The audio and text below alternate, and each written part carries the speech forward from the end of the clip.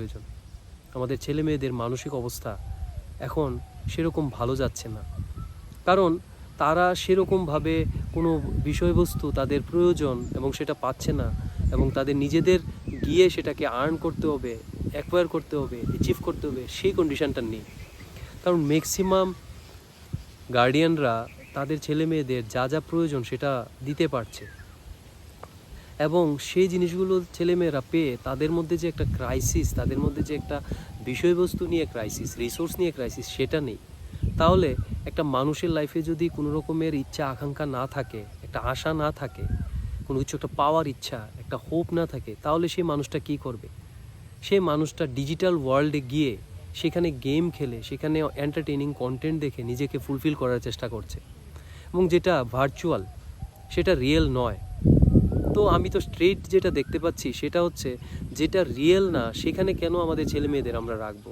আমাদের ছেলে মেয়েদের আমরা রাখবো যেখানে রিয়েল পৃথিবীতে যেটা এক্সিস্ট করে, যেটা তার জন্য প্রয়োজন, যেখানে কানেক্ট করলে তার লাইফটা সাস্টেনেবল হবে, ডেভেলপ হবে। সেগুলো হচ্ছে জল, মাটি, বাতাস, গাছপালা, পশু পাখি, আনন্দ ফুর্তি, উৎসব, celebration, skill development, knowledge, communication, conversation, science, technology, সেগুলো হচ্ছে বিষয়। তো সেই বিষয়গুলোর সাথে আমরা আমাদের ছেলে মেয়েদের কেন কানেক্ট করাতে পারছি না? আমরা তাদের কি যে প্রসেসে আমরা তাদের পাঠাচ্ছি, তাদের যেতে দিচ্ছি, সেটা কি তাদের মেশিন বানিয়ে ফেলবে না?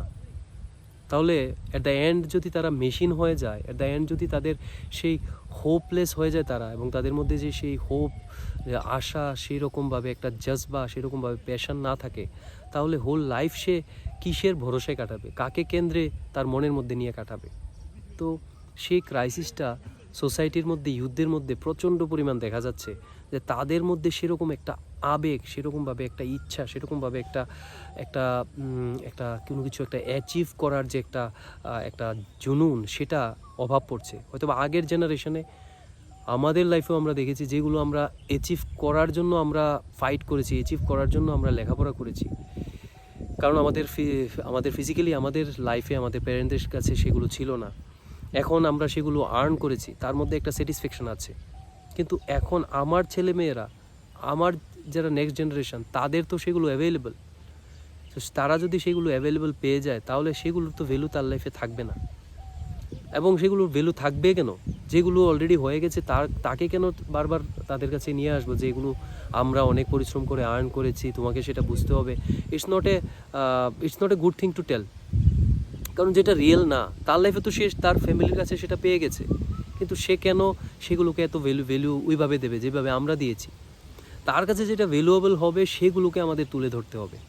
যে তার কাছে সব রিসোর্সেস আছে, তাহলে এইবার তাকে বলতে হবে যে তুমি গিয়ে সেগুলো ইউজ করে নলেজ বাড়াও, স্কিল বাড়াও, প্রজেক্ট বানাও, রিসার্চ করো, কোনো কিছু একটা প্রোডাক্ট বানাও।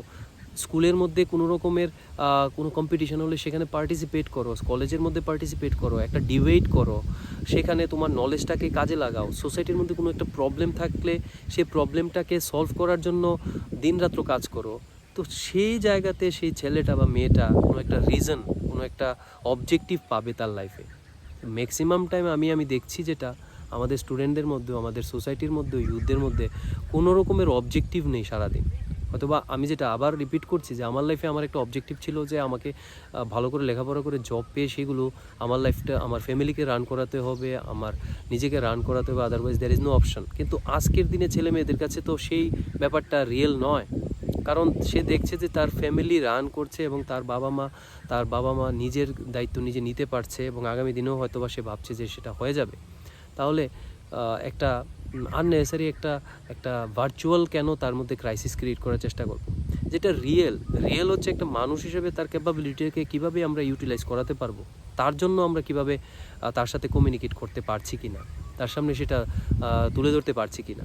তো প্রত্যেকটা জেনারেশনের রিকোয়ারমেন্ট, প্রত্যেকটা জেনারেশনের যে কাজকর্ম এবং ইন্টেনশন, অবজেক্টিভ, সেটা পাল্টাবে। আজ থেকে 10 ইয়ার্স আগে যে অবজেক্টিভ ছিল ইউথদের কাছে, সেটা 20 ইয়ার্স আগে যে অবজেক্টিভ ছিল ইউথদের কাছে, সেটা আজকে ভ্যালিড হবে না। আজকে টেকনোলজি, সায়েন্স, সোসাইটি অনেক পাল্টেছে। আজকে ইকোনমিক ডেভেলপমেন্ট অনেক হয়েছে সোসাইটির মধ্যে, সেটা সে দেখতে পাচ্ছে। তাহলে আননেসেসারি তার মধ্যে ক্রাইসিস ক্রিয়েট করার চিন্তা ভাবনাটাও ভুল, আবার নেসেসারি যে জিনিসগুলো সে করছে না সেটাও ভুল। তাহলে আমাদের খুব স্মার্টলি তাদের সেই ব্যাপারগুলোর সাথে কানেক্ট করাতে হবে যে ব্যাপারগুলো তাদের প্রয়োজন। এবং এই জেনারেশনের যারা এখনকার প্যারেন্ট, লাইক আমিও একজন প্যারেন্ট, লাইক দেয়ার আর সো মেনি আদার প্যারেন্টস, আমাদের দায়িত্বটা সবচেয়ে বেশি, কারণ আমরা এমন জিনিস তাদের বোঝাতে চাইছি যেটা ডাইরেক্টলি তাদের ফিজিক্যালি দেখাতে পারবো না। আমরা তাদের বলতে পারবো না যে দেখো তোমার বাড়িতে খাবার নেই, so you have to go and earn your food. This is not a truth. কারণ সে দেখছে তার বাড়িতে খাবার ভর্তি, তার বাড়িতে বাইক, স্কুটার, ফোন, ইন্টারনেট, তার বাড়িতে ঘর বাড়ি সব কিছু হয়ে গেছে। So why should he or she think about the basic things? এবার তাকে আমাদের একটু ডিফারেন্ট অন্য কথা বলতে হবে। অন্য কথা মানে নলেজকে কীভাবে এনহ্যান্স করা যায়, কীভাবে নলেজকে কাজে লাগানো যায়, কীভাবে সোসাইটির প্রবলেমগুলোকে সলভ করা যায়। কারণ আমাদের সোসাইটিতে অনেক রকমের প্রবলেম, অনেক রকমের আমাদের এই সোসাইটিতে বাড়িতে অন্য রকমের প্রবলেম আছে, হয়তো বা বাড়িতে আরেক রকমের প্রবলেম আছে, হয়তো বা আগের জেনারেশন সেরকম প্রবলেম ছিল না। সো এই জেনারেশনের ডিফারেন্ট টাইপের প্রবলেম, যেটা আমি শুরু করেছি যে মেন্টাল হেলথ আমাদের একটা বড় চ্যালেঞ্জ। তো সেইগুলোর বিষয়ে তাদের অ্যাওয়্যার করা, সেগুলোর বিষয়ে তাদের কিভাবে আমরা মেডিটেশন শেখাতে পারি, তাদের ইয়োগা শেখাতে পারি, ওইদিকে তাদের কিভাবে আমরা অ্যাট্রাক্ট করতে পারি, সেটা আমাদের আজকের দায়িত্ব। আজকের দায়িত্ব হচ্ছে তাদের যে নলেজটা, সেটা দিয়ে কি আমরা আইডিয়া বের করতে পারি, কিভাবে কোনো একটা প্রবলেমকে সলভ করাতে পারি। আজকের দুনিয়াতে তারা কিভাবে সোসাইটির চেঞ্জের জন্য, ট্রান্সফরমেশনের জন্য, এনভায়রনমেন্টকে বাঁচানোর জন্য তারা কি লেখা লিখবে, সেই লেখাটা কত প্রয়োজন। কারণ আগের দিনে আমার প্যারেন্টরা সেটা আমাকে বলতে হয়নি, কারণ সেটা তখনকার রিকোয়ারমেন্ট ছিল না। সো এখনকার রিকোয়ারমেন্ট ডিফারেন্ট, এবং আমাদের তাদের ভ্যালিড কথাগুলো বলতে হবে যেগুলো রিয়েল আজকের সোসাইটিতে ফোনের প্রতি অ্যাডিকশান একটা রিয়েল, সেই কথাগুলো তাদের বলতে হবে। গেমের প্রতি অ্যাডিকশান সেটা রিয়েল, সেই কথাটা তাদের বলতে হবে। স্ক্রিন টাইম তাদের অনেক বেশি যাচ্ছে, অনেক বেশি স্ক্রিনে টাইম কাটাচ্ছে, সেটা যে খারাপ তাদের লজিক্যালি বলতে হবে। তাদেরকে নিয়ে বেরোতে হবে, সোসাইটির মধ্যে মুভ করতে হবে, এদিক সেদিক যেতে হবে, বিভিন্ন রকমের মানুষের সাথে কনভারসেশন করতে হবে, মানুষের প্রবলেমগুলো কী আছে সেগুলোকে আলোচনা করতে হবে।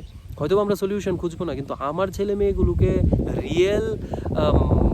রিয়েল ব্যাপারগুলোর সাথে ইন্টারফেস করানো, রিয়েল ব্যাপারগুলোর সাথে যোগাযোগ করানো আমার দায়িত্ব।